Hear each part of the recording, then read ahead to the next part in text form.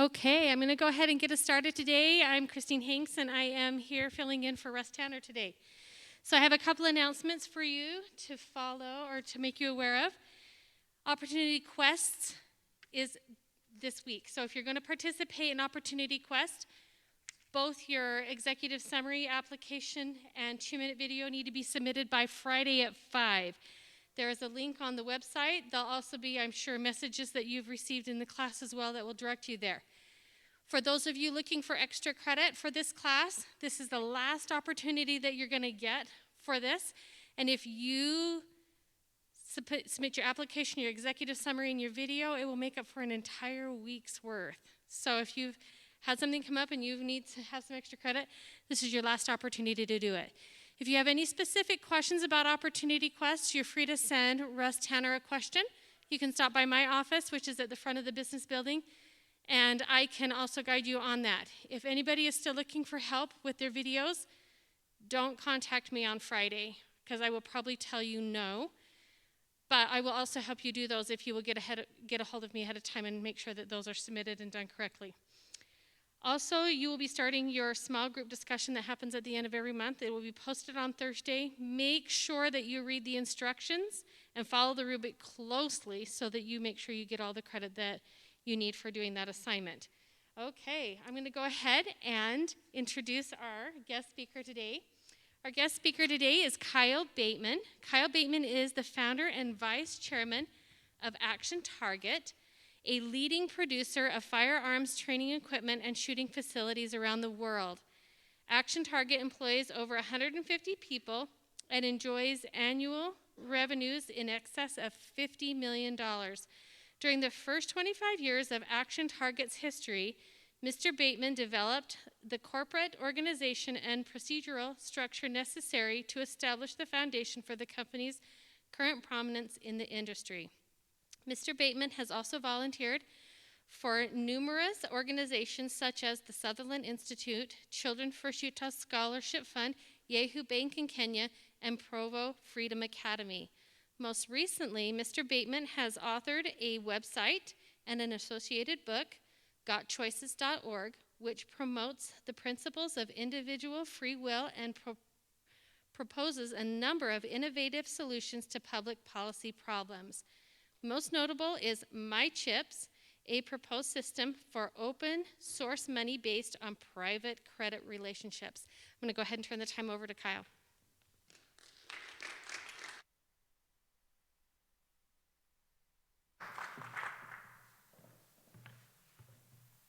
Thanks a lot. I'm going to get mic'd up here. While I'm doing that, I notice most of you have your phones out. And so if you don't have your phone out, take your phone out. We'll use your phone for just a minute. So get your phone out while I get things turned on here.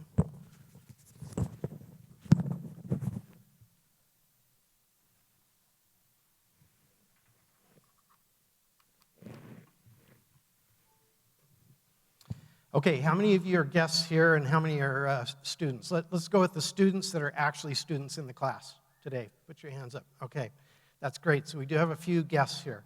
Keep them up. Keep them up if you actually are serious about starting a business someday. Okay, you're really here for that, okay? All right, let's put that cell phone in selfie mode and take a look at yourself. Snap a picture if you want. This is a picture you can remember. You can put your hands down so you can operate your camera if you want. What you're looking at, does that look like an entrepreneur? Okay. Yes or no? Anybody got any thoughts? You look like an entrepreneur or not? Yes? Okay. I went back and tried to figure out when I started being an entrepreneur, and this is kind of the picture I could find when I was about 10 years old. Does that look like an entrepreneur? I didn't think so.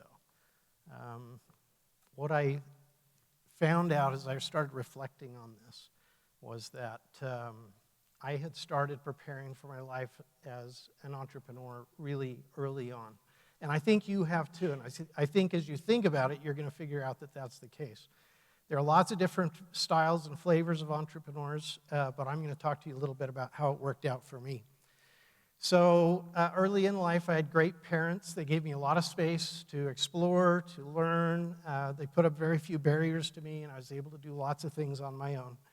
I love to create things. These are my balancing acrobats that I made. You can't really tell, but they're balancing on a tightrope. And I wanted to learn how that worked, and so I built that. I built my doghouse. I learned that I could make things. I learned that I could do hard things. I learned that it was fun to figure out how things worked. And I didn't have to buy everything from the store. There were things that I could do on my own. A few years later in life, this is a picture of my desk in my bedroom. To the horror of my parents, this is what my bedroom looked like when I was growing up. This is a little bit later, but not too much later. I had made it to high school and gotten into the high school electronics class. And that was fortuitous. I was able to meet my eventual partner there. And his name's Addison Sovine, who would later on help me to found Action Target. We were in that same class together. This was before the PC, before the Macintosh. There just weren't really personal computers around, but we were learning digital logic. We were learning the building blocks of computers, and we were building things and making things. And Addison was a consummate salesman. And by the time we were about 18, he had talked the Provo City engineer into allowing us to build a traffic light controller and install it in Provo City. So at that time, we actually had a couple of intersections in Provo where actual grown-ups were driving their cars through the intersection with traffic lights being built, controlled by a controller built by a 17-year-old. So that's a little terrifying for me to think of today, but that was quite an accomplishment. We were pretty excited about that, and that was kind of our second business. We'd done other things. We'd built lighting controls for dance halls, and we'd tried all these different things, dipped our toes in the water. But there's kind of a problem for a good LDS boy trying to start a business at the age of 17 or 18.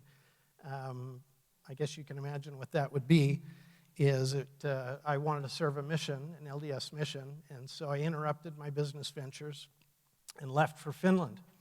Addison was a little ahead of me. He also did that. He got home before me. 2 years later, I arrived home at the airport, and I saw my family there, but Addison stepped out from behind the pillar and was the first one to greet me as I stepped off the airplane. And also being a salesman, he talked my family into letting me ride with him back from the airport instead of my own family. And he was so excited to tell me about what the next business venture was that he couldn't wait and had to tell me what he had in mind. Well, gas prices were changing in those days.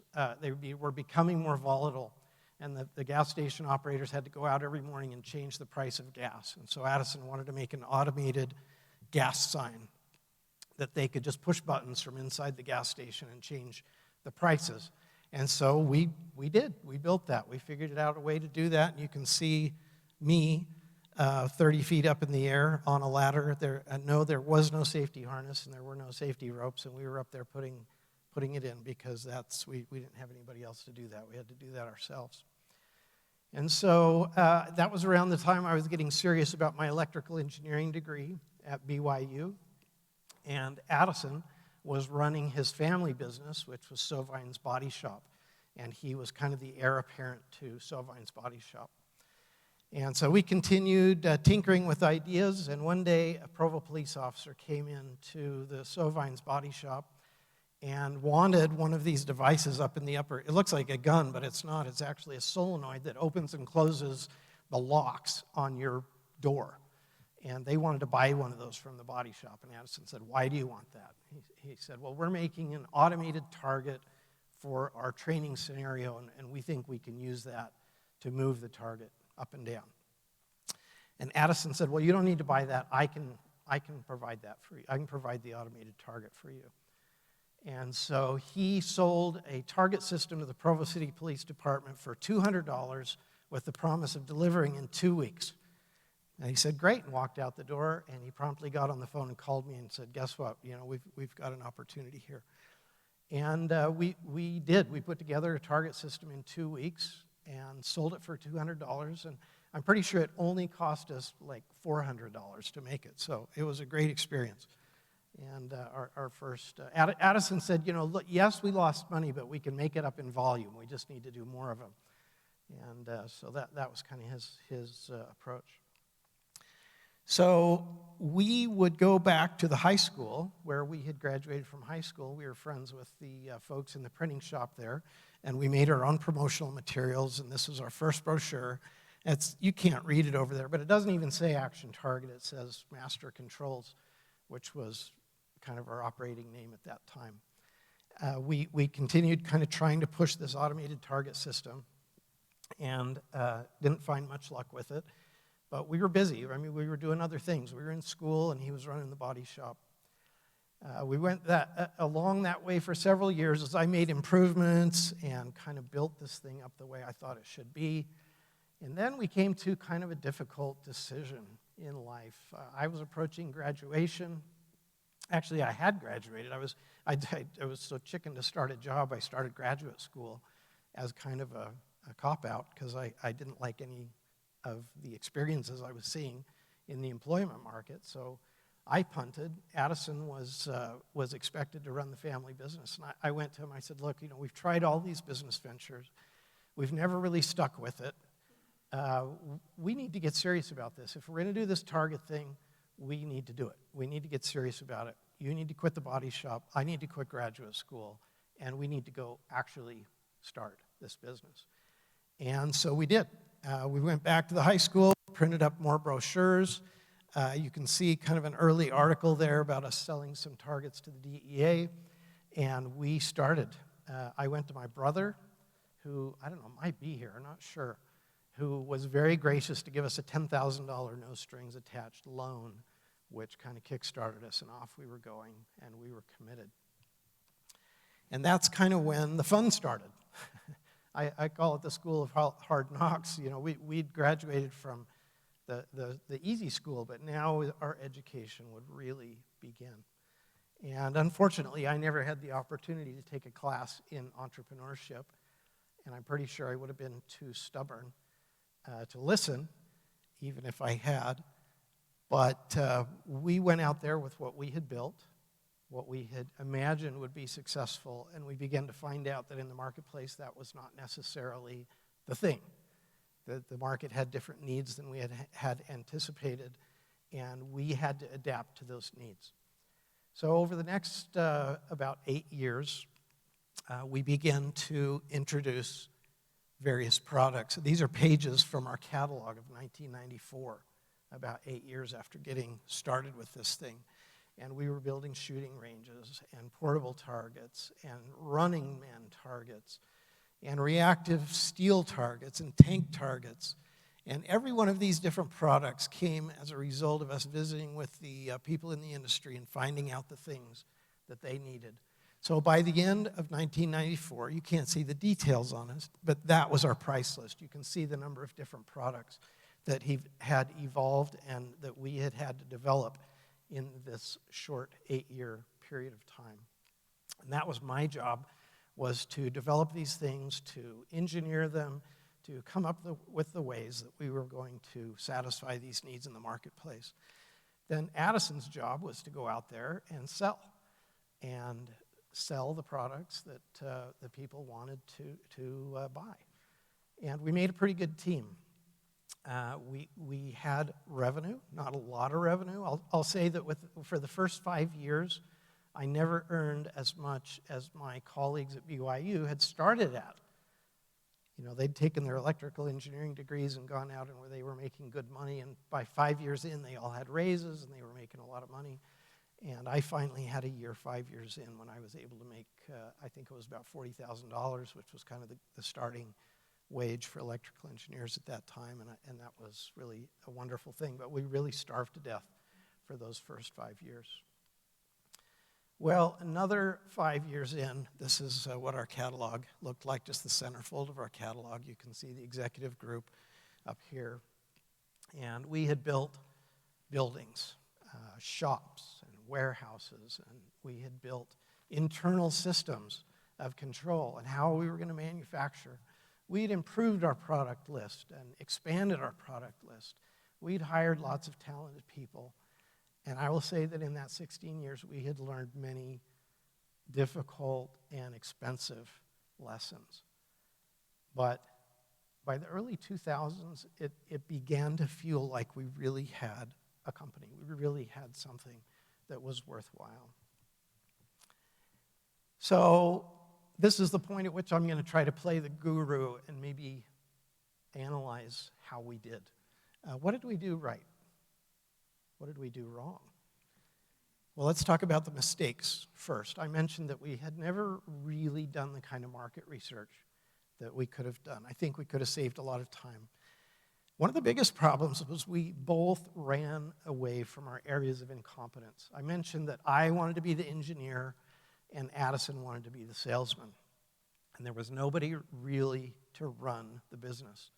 And that was a hole for the first few years. I ended up having to fill that hole, which I'll tell you about in just a few minutes. But I resisted for a long time.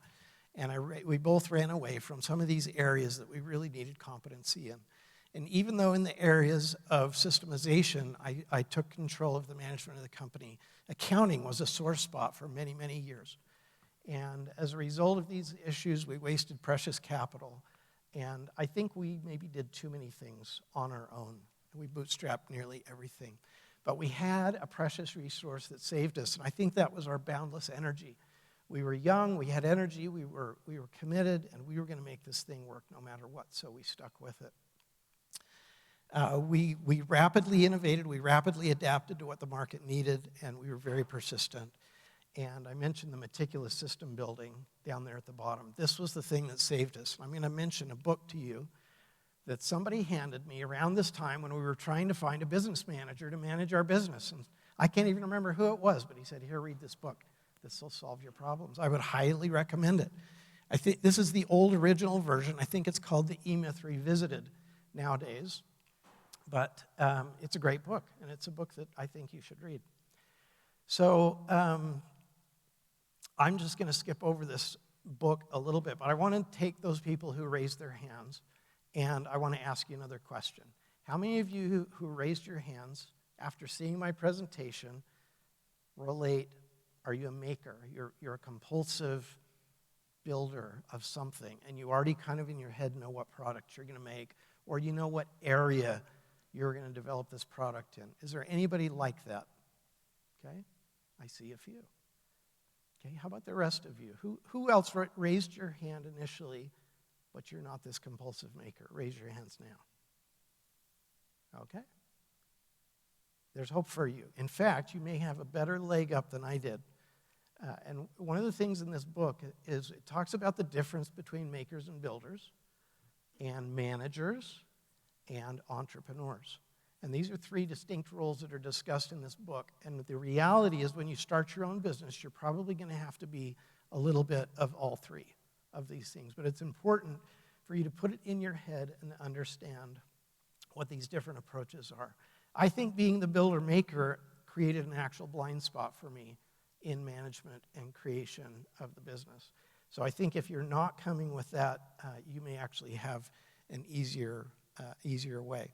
So there's technician, manager, and entrepreneur, kind of the three characters. So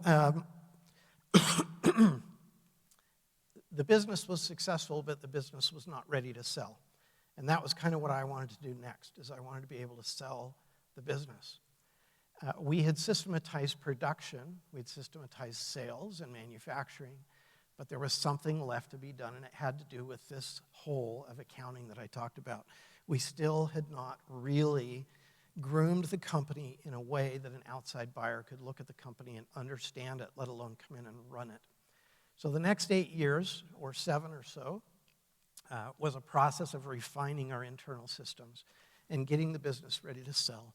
That had to do with improving our ERP systems and putting in place a real, actual GAAP accounting system that banks and investors and private equity groups could look at and understand the way our business was operating. And it took us till about 2007. And so that's roughly 24, 25-year period that it took us to go full cycle with the business and groom it and have it ready to sell. In 2007, we were fortunate enough to be able to sell the company It was about a $35 million valuation, which nowadays is not a grand slam. That's not a great thing, but it was a wonderful thing. And it was very rewarding, and it was a big deal. It helped launch me into some of the next things that I wanted to do with my life. So that was kind of the Action Target experience. Now, I think as an entrepreneur, Action Target is kind of phase one for me. I'm a lifelong entrepreneur. I'm always involved in doing new things. And so I want to talk not only about Action Target, but I want to share with you kind of the present and the future and how did it change my life. Well, Action Target was an environment filled with contracts and with employees and payroll and manufacturing and inventory and bank debt and all of these different challenges, very diverse business. And every day we went to work and we had challenges that we had to deal with. And I'll tell you, by 2007, when I was ready to exit the company or partially exit the company, I was pretty tired of that. And I'd become wiser, I'd become older, and incredibly more lazy, I will have to say. But I'd learned some maybe more efficient ways that I could make money that were more relaxing for me. And so starting actually before the sale in about 2003, I began to tinker with private lending. And that went all the way from 2003 past the sale of the company, and I continued to work for the company for about another 7 years part-time while I developed private lending expertise. And I found that I was able to make money in a much more relaxed way. This was a more appropriate step for me in terms of being kind of semi-retired and being able to take the skills that I'd learned, particularly as I had learned finally formal accounting in my life. And I was able to now to go out and apply that in a finance environment, and that's been very rewarding. So let's distill some of this down. This is the part where I think you should take some notes if you're not already taking notes, because I'm going to tell you what I would do different. There are some skills that you need to develop. And I'm just going to put this first category under the category, this first group under the category of communication. How many of you love to write? Okay, a few, that's good. Writing is one of the skills of communication that is sorely missing in business today. It's very difficult to find people who can communicate effectively, both verbally and in writing. If you're going to run a business and you have this vision in your head, you're going to have to be able to communicate that vision. Whether you're writing a script for a helper video, whether you're writing a manual for one of your employees, a contract with one of your financiers, whatever it is you're doing, you have to be able to communicate effectively. And if you can't write, if you can't speak effectively, that's going to be challenging for you. So I had some English skills, but not enough. Systematization is the next one. It's critical as you develop the vision for your company that you build not only the product that you're going to sell, but that you build the business itself. Think of the business as the machine that produces the product that you're selling. You have to build the machine as you build this product. And I'd recommend you read E-Myth or other books that are similar that talk about systematization, and you figure out how you're going to engineer your business and how you're going to work on the business and build that up as a product that actually will have its own market value. And then I mentioned a little bit about accounting, and I've marked these in red because they're so important. You must have good feedback. What's feedback? What does feedback mean? Results, okay? It's results, but it's knowing about the results, and so you're right. And you need to be able to take those results that you're getting and you need to link them back to your efforts. You would be shocked to know how many people are operating businesses that don't have proper feedback. So accurate and timely accounting and in-house operational accounting or reporting. So I'm going to show you a picture right now. Can you tell what that is? Say it loud. It's a windshield. How many of you have ever driven in these conditions? Okay, what's the problem? Can't see where you're going. all right? This is the problem in business. In addition to my work in Action Target, I've done loads of consulting and board work for different people that are starting businesses or have operational businesses. You would be shocked to know how many people have operating businesses, and this is the view they have of their own productivity. They don't know whether they're turning a profit from day to day or a loss. They're managing from cash from a bank account. They are wondering, should I spend more on this? Should I spend more on that? And usually when we don't know the answers to those questions, the reason we don't know is because we don't know how to link the profits that we're getting with the activities that we're performing. We're doing all these different actions, and yes, money's coming in, but which of the actions is producing the profit, and are some of those actions not producing profit, or worse, are they actually losers? And how can we go through and identify which things we're being successful at? How many of you actually do accounting in your private lives right now? You have a set of books and you run your personal checkbook. Okay, awesome. Anybody else? Okay, can you generate a balance sheet for yourself? Awesome. Can you generate an income statement?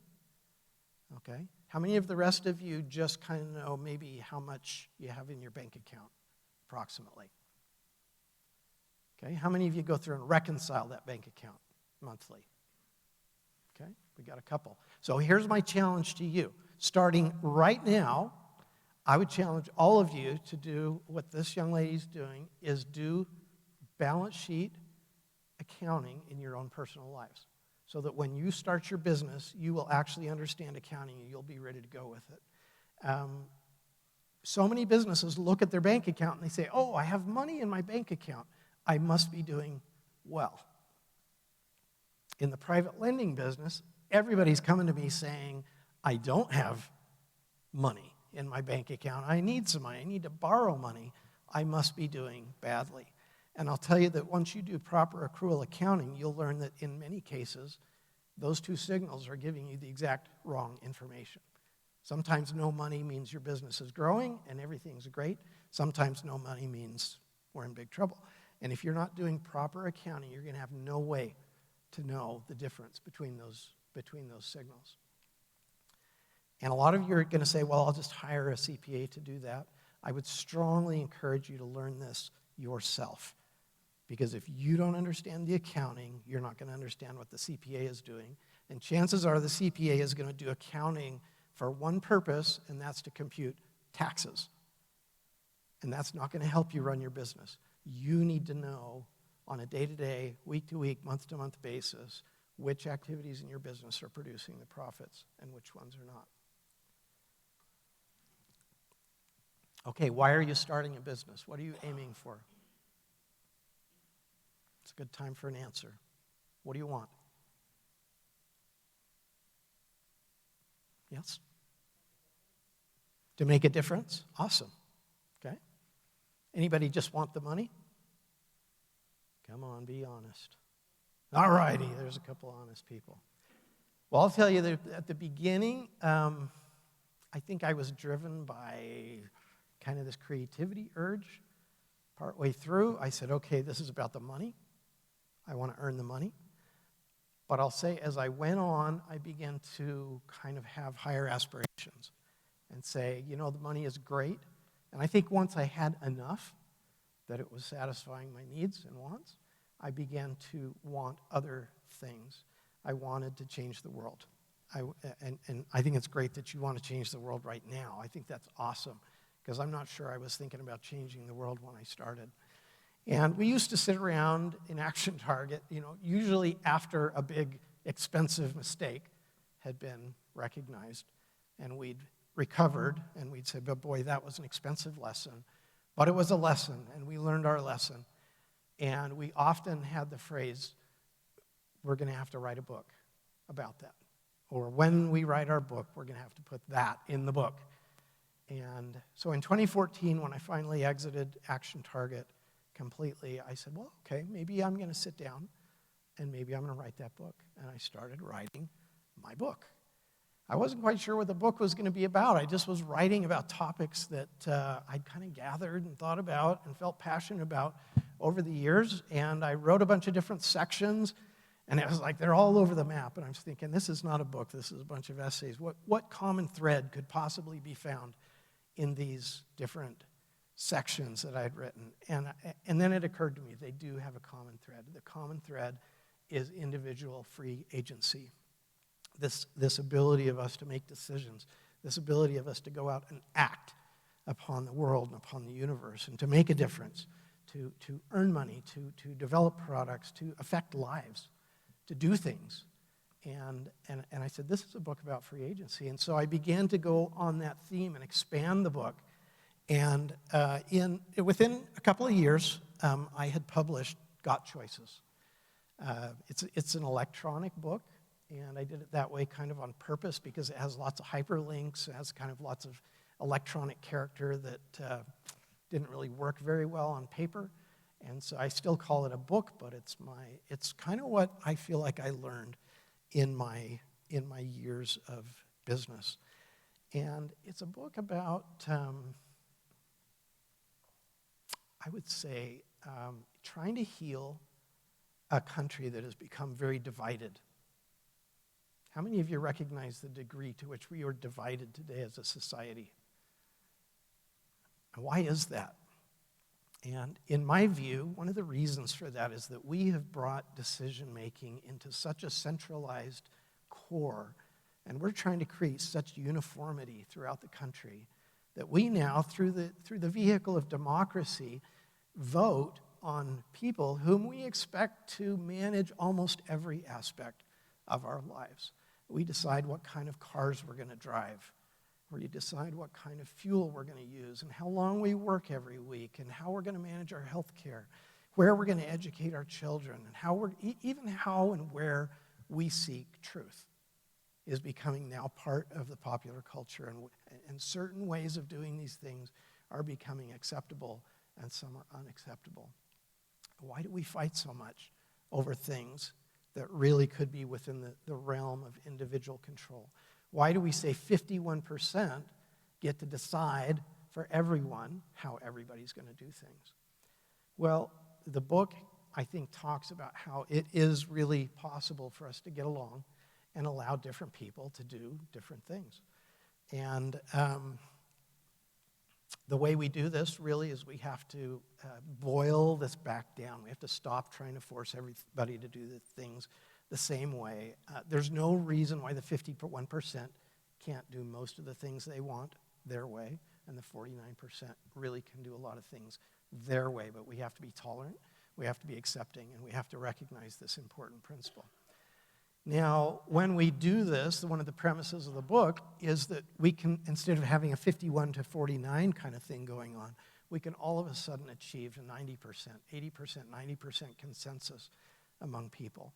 And I found this as I've talked to Democrats who are my friends and Republicans who are my friends and independents who are my friends. When I describe the principles of free agency that are outlined in this book, they say, that's exactly what I stand for. That's exactly what I believe. And I think there really is a very overwhelming vast majority of people who, when these principles are properly explained, they recognize that this is something they adhere to and believe in. So that's kind of what the book is about. The problem is, as I said, 90%, there's still 10% of the people that are really not willing to let you live your life and are going to try to force you to do things a certain way. And I talk in the book, in the last part of the book, about what I call 3 pivots of power or control, whereby people manifest control over society. That's energy, education, and money. And these are 3 things that we all need and we all participate in, and we all fight over how these things are going to be done. And I got so interested as I wrote this first book in the last chapter, which is on money, that I began to ask the question, well, gee, is there a new way? Is there a different way? Could we implement money in a different way? And so I began to study cryptocurrency. Back in 2014, 2015, it wasn't quite as well known as it is today. And I thought, okay, maybe these blockchain-based currencies are something that will allow us to bring more freedom to the monetary system. But as I researched it and applied the technical knowledge that I'd gained in programming and finance and all the experiences that I'd gained throughout my life, I discovered several fatal flaws in cryptocurrency. And it became obvious to me that the cryptocurrencies were not going to be able to solve by themselves the problem that we were having in money. And so I set forth to try to design or redesign or improve on what digital currencies were doing at the time. And I took this experience that I had and I said, this is how I think it should work. And I designed a type of digital currency. Now, this is going to be kind of hard for you to see, but I'll hold it up anyway. I got my system all designed, and I was doing some more research, and I realized that what I designed has been around for 1,000 years. It was not digital, but the system underlying the digital currency method that I had designed was in wide use throughout Europe and England from about the year 1200 to the year 1800, and it was called a tally stick. And I'm holding a recreation of a tally stick that I built. I'll kind of hold it sideways for a second. You might be able to see that there are some notches in the side here. And then I'm going to turn it, and I'm going to show you that it's kind of separated into two pieces. And I'm going to prove to you that this is part of our history, because this part is called the foil, and this part is called the stalk. And the stalk is called the stalk because it kind of has this piece of the branch down here on it. And if I was going to buy something using this form of money, I would split the tally stick apart, and then I would give to the person the stalk in payment for the thing I was buying. And that person would now become the stock holder. And so when we say stockholder in our current language, we're talking about an artifact from the ancient tally stick that was used as a form of money. So I would give the stock away, and the stockholder would now hold the stock. I would be left with the short end of the stick. And that's where that phrase has come from, because I'm the debtor in this arrangement. I'm going to have to pay the bill. And so I got the short end of the stick. So this is something that's been lost from our world consciousness. We forgot that there was a vast period of time where trade was carried on with private credit currency. And so I wrote what I consider to be my second book, which is the MyCHIPs papers, which is also on the Got Choices website. And I proceeded to outline and design exactly how a digital currency would work that is based on private credit. Now, just really quickly, there are 4 different forms of money, maybe more, but these are kind of the 4 that I've identified. We're all familiar with gold coins, right? But we don't really use those anymore. That's called commodity money because it's a commodity. It's a thing that we can use. And we've had other commodity monies like wheat and salt and various kinds of things like that over the centuries that have all been commodity monies. I just talked to you about the tally stick, which is an ancient form of private credit money. It's based on an agreement between 2 people. You could think of it as a handshake or as a IOU, which was memorialized with a stick, but could also be memorialized with a check or with a contract or with a note or various newer sort of paper incarnations of how we do private credit money. There's public credit money, which is nearly 100% of the world is working right now on what we would call public credit money. Public credit money deals with some of the problems of trust that occur with private credit money. It funges all of this money into a big central bank, and now these credits can kind of flow in and out of this central core, and people can have a greater degree of trust and confidence in the system. And then the last one I put on here is cryptocurrency, which, how many of you have tinkered or know about Bitcoin or other cryptocurrencies? Okay, you've tinkered with it. Well, cryptocurrency, you can see kind of the gold coin. It's based on a commodity model. It's a digital form of commodity money. That's what it's built for. Well, MyCHIPs is what I invented, is a form of digital money built on private credit. So that's the difference, and they have different characteristics. Now let's give you a little taste, maybe, of how this works. This is our current monetary system. To go back and refresh your memory, it's public credit money. It's based on a central bank model. And I'm going to push play here.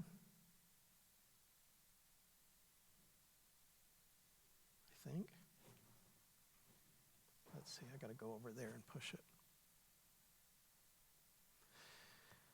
Okay, so when we start the private credit or the public credit system, there is no money in the system. How many of you have gone to a bank and just said, will you give me free money? They don't usually do that, right? Government does maybe, but the bank does not. And so all money is lent into existence. So we're going to start out with all zeros here. And if you can see down in the very bottom corner, there's a bank down here. And this bank is going to lend some money to this borrower down on the bottom. And then I've shown a circle just to indicate that once that company or that person borrows money, they can begin to spend that money into circulation. And now let's push play, and you'll be able to see that happen. So this person owes 62, but it's always changing. That red bubble down here is how much the borrower owes back to the bank. The green bubble is how much money he's still hanging on to, and the green is kind of what's being passed around the circle. And this is the way our central banking system works. One of the challenges with this system is that it tends to be ever increasing in its debt. You can already see that phenomenon kind of happening. The red debt bubble down there at the bottom is continuing to grow in proportion to the total amount of money that is in the system. And I think we're probably all aware of the trend of growing debt in our economy. That's really based on the fact that we're based on this model, and we lend the money into existence, and the debt continues to grow. So how could we do this without having to have that problem? So now we're going to go to the MyCHIPs model.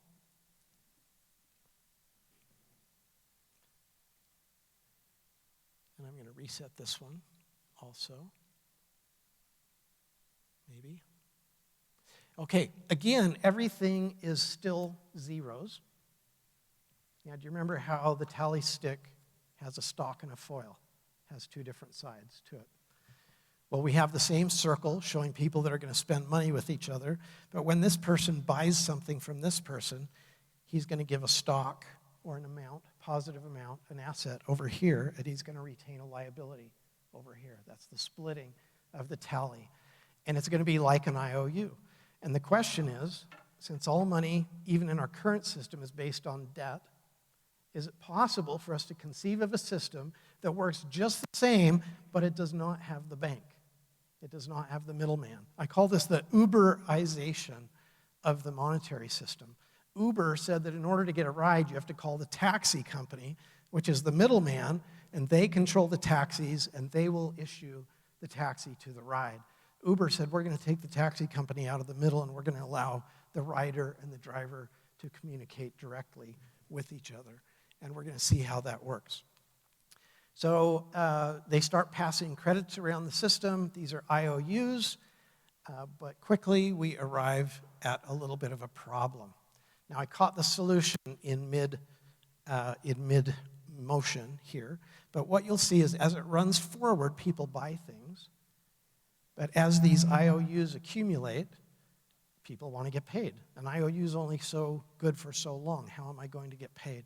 Well, the MyCHIPs system employs something called a credit lift, which is a way to go out and discover circles in the economy and move credits backwards through the circle. And it has an interesting effect. It clears out these credits. It clears out these IOUs. And somebody participating in a lift has the effect of spending some of their assets to relieve some of their liabilities. That's exactly what we do today when we take out our credit card or our checkbook and we use it to pay a bill. And so we're using our income to pay our liabilities. That's just a really quick little look at it. If any of this stuff is interesting, I'm going to let that run for just one more second so you can see it. It'll run 10 cycles forward, and then the forward cycles are blue, and I got the spinning wheel of death, so we'll see if it's going to run or not. If it runs, you'll see it run a little bit before I quit. If any of you are interested in this, I'd encourage you to check out the website at gotchoices.org, and under the MyCHIPs tab, and you can learn more about it. Well, that's fortuitous because we've just reached the last slide. Look, I've told you about my journey. I've told you about the past, Action Target, maybe not my first try, but my first big thing.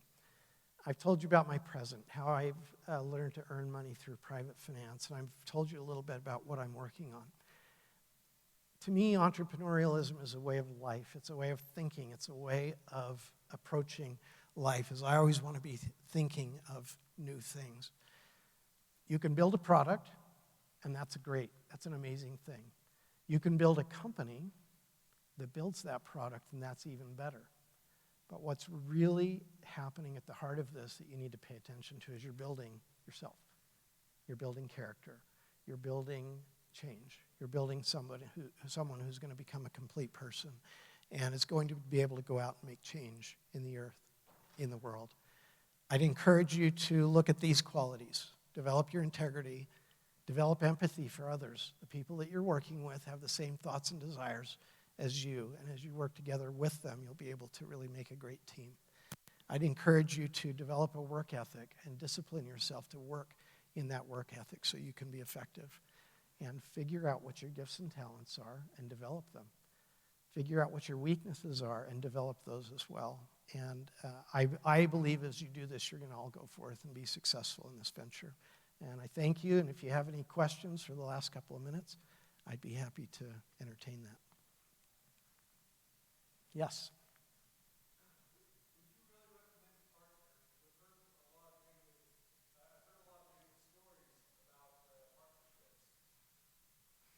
I could not have done it without a partner. What I would recommend to get rid of the negatives on partnerships is learn how to write good contracts and learn how to communicate. So when you sit down with your partner, you say, what part of the business are you going to do? And you write that down. And you say, this is the part of the business that I'm going to do, and you write that down.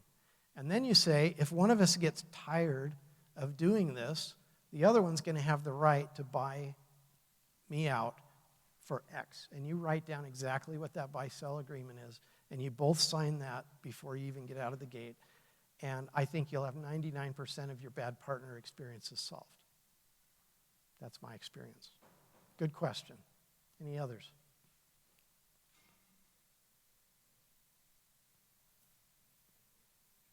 Sounds like, oh, yes.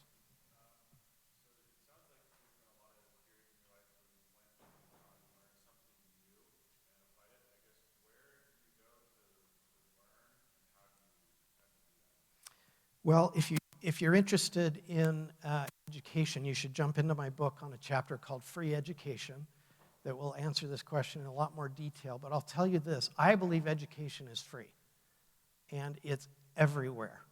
And you can get on the internet today, and it's even more prolific than when I was younger. But you can learn anything from, on YouTube, how to change your oil to practically brain surgery today. And I would recommend that you teach yourself how to learn without a teacher. Now, you're here, you're in college, you've been conditioned all your life that you can't learn unless you're in a room with some smart person at the front of the room telling you. I think I've learned about 5%, 3% of what I know in school. I think the bulk of what I've learned by doing, and I've learned by reading. And be voracious. Go find the books, find the web pages, read them, and then sit down and try to do the thing that you're trying to learn how to do. You can do it. And you don't need school to teach you. You need school to give you some discipline, to help you with the work ethic, and you need to get a degree. And I highly advocate that you finish school and you get that degree and you learn that discipline. But I also advocate that you not think of school as your primary source of knowledge. Yes, Adam. It seems like in entrepreneurship, having access to capital is one of the trickiest parts for a young entrepreneur.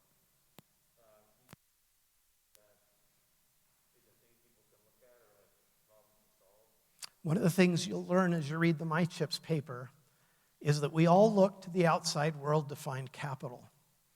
Well, there's an interesting principle called the labor theory of value that has been understood by economists across the spectrum, from Adam Smith to Karl Marx. Both believed in the labor theory of value. And what that tells us is that the capital is right here. The capital is inside me. Now, I might need to bring other people on board because I might not have enough capital inside my body. But if I get enough people in a room, we have the capital we need to get started. And that's been played out in the funding websites and in the private equities markets. That's how we gather capital, is we need to get people involved. And that's where the communication skills come in. Thank you.